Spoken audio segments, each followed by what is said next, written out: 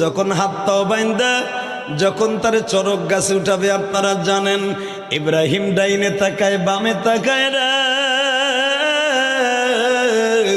দেখি আমার মা একবার আমারে বলে কিনা, বাবা ইব্রাহিম রে, আমি তোরে বাঁচাবার জন্য আসছি।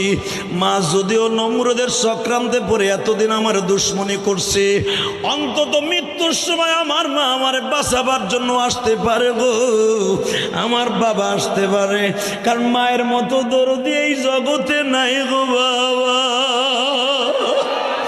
মনে রাখবেন, যার সাথে মায়ের দোয়া আছে সে একদিন মেয়র হবে, মায়ের দোয়া যার সাথে আছে সে একদিন চেয়ারম্যান হবে, মায়ের দোয়া যার সাথে আছে সে একদিন প্রধানমন্ত্রী হবে। বাজান এবার আমার দিকে তাকাবেন আর চোখের পানি ছেড়ে ছেড়ে কাঁদবেন। যখন বলে তুই আমার খোদার বিরুদ্ধে